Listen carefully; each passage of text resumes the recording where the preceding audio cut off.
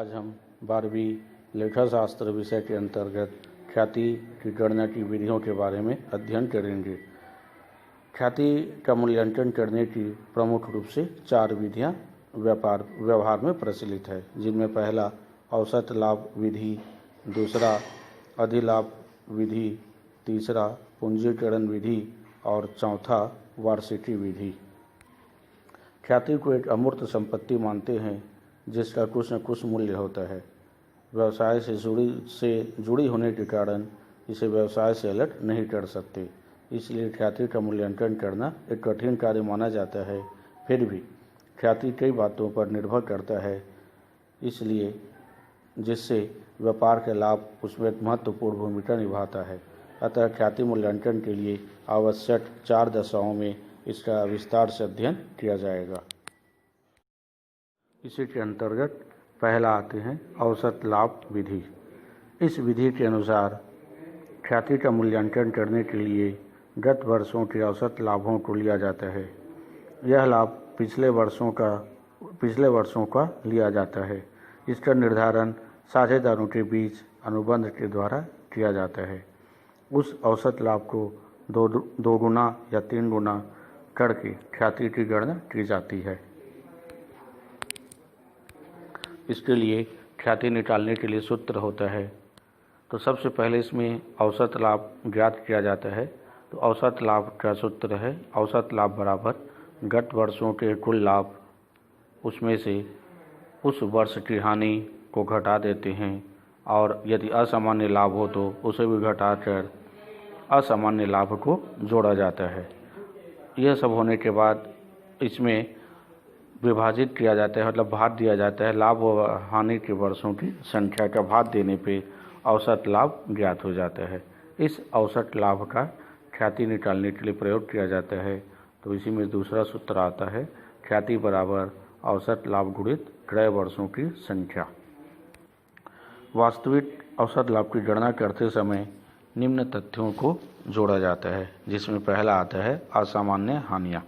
असामान्य हानि उस हानि को कहते हैं जो बिना किसी पूर्व जानकारी से या असमय अपने आप घटित हो जाया करता है। इसके लिए कोई निश्चित तिथि या किसी पूर्व जानकारी अपने आप पहले से नहीं हुआ करता। असामान्य हानियों में जैसे आग लग जाना, चोरी हो जाना, भूकंप आ जाना, तूफान आदि से होने वाली हानियों को असामान्य हानि के नाम से जाना जाता है। दूसरा पूंजीगत व्यय। पूंजीगत व्यय जिस प्रकार से मशीन को खरीदना या संपत्ति का नवीनीकरण पर होने वाले व्यय को पूंजीगत व्यय कहा जाता है। इन पूंजीगत व्यय को इसमें वास्तविक लाभ की गणना करते समय जोड़ दिया जाता है। तीसरा आते हैं अनावर्तक व्यय। अनावर्तक व्यय जैसे संपत्ति के विक्रय से हानियाँ या बड़ी मात्रा में संपत्ति की मरम्मत को अनावर्तक व्यय के नाम से जाना जाता है। चौथा मूल्यांकन। प्रारंभिक स्कंध का अधिक व अंतिम स्कंध का कम मूल्यांकन होने पर ख्याति मूल्यांकन करते समय इसे औसत लाभ में जोड़ दिया जाता है। इसके बाद आते हैं इसमें से घटाई जाने वाली मदों में। तो इसमें सबसे पहला आता है असामान्य लाभ। असामान्य लाभ जो आकस्मिक घटनाओं के घटित होने पर प्राप्त होता है, जैसे सट्टा या लॉटरी से हमको जो आय मिलता है और उसे असामान्य लाभ के नाम से जाना जाता है। इसी में आते हैं दूसरा, इसी में गैर व्यापारिक विनियोग से आय, यानी जैसा विनियोग जिससे हमको आमदनी प्राप्त हो, अनावर्तक लाभ, ये सब वास्तविक लाभ ज्ञात करते समय इसमें से घटाया जाता है। इसी में आते हैं समायोजन। समायोजन भविष्य में होने वाले व्यय जैसे बीमा व्यय, साझेदारों को पारिश्रमिक, संपत्ति पर हास, डूबत ऋण, संचय, आयकर आदि का समायोजन। इसी के साथ साथ यदि प्रारंभिक स्कंध का कम मूल्यांकन किया गया हो या अंतिम स्कंध का अधिक मूल्यांकन कर दिया गया हो, ऐसे प्रमुख मदों को वास्तविक लाभ की गणना करते समय घटा दिया जाता है। इस प्रकार से औसत लाभ का सूत्र होता है गत वर्षों के कुल लाभ माइनस वर्ष की हानि माइनस असामान्य हानि प्लस असामान्य हानि इसमें से बटे लाभ व हानि के वर्षों की संख्या। उसके बाद इसी में दूसरा सूत्र ख्याति बराबर औसत लाभ गुणित क्रय वर्षों की संख्या। क्रय वर्षों की संख्या आपसी साझेदारों के बीच हुए समझौतों के तहत आपस में मिलकर तय करते हैं कि क्रय वर्ष के लिए 2 गुना या 3 गुना जिस आधार पर आपस में हुए समझौतों के आधार पर ख्याति की गणना की जाती है। इसके बाद आते हैं दूसरा भारित औसत लाभ विधि।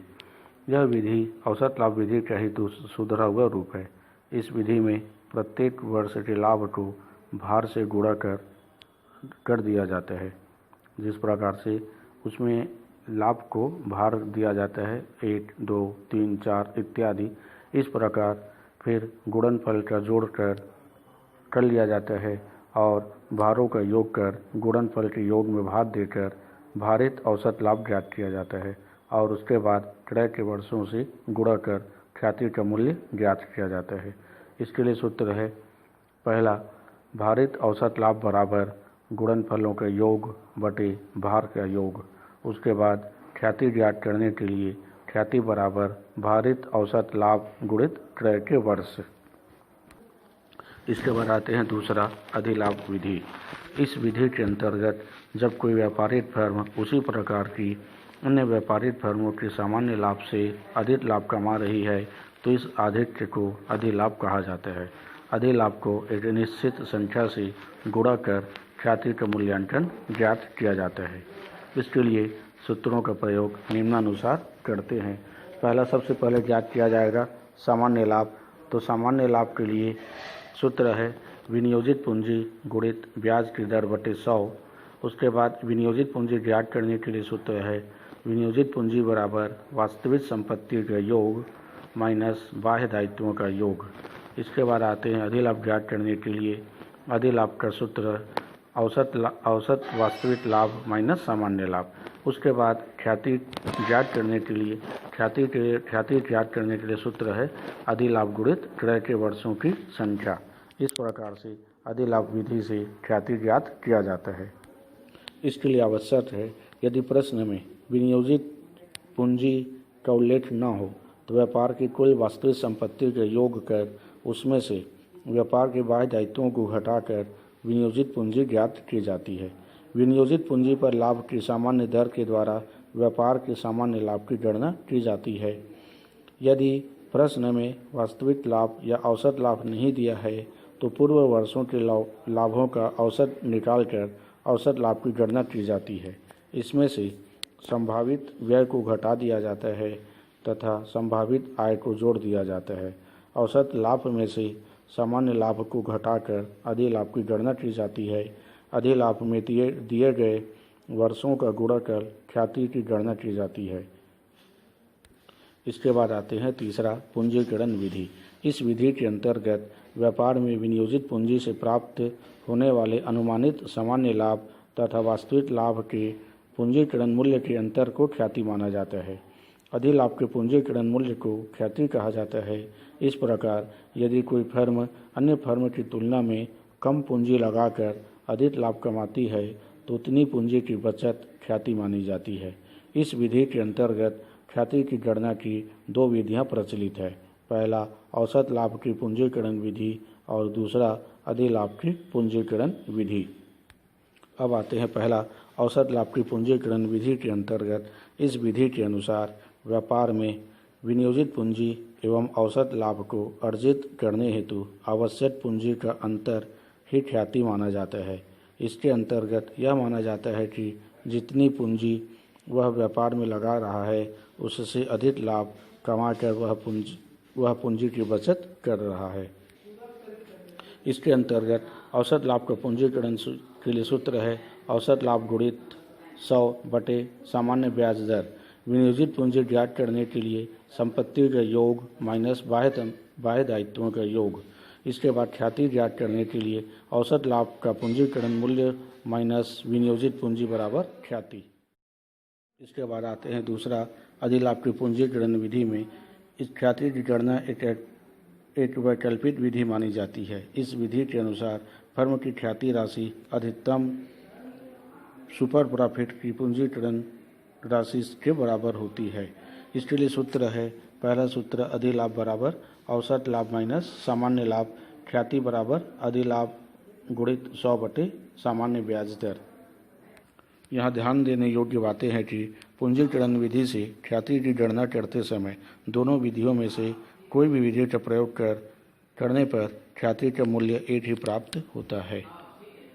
इसके बाद आते हैं चौथा विधि, वार्षिकी विधि।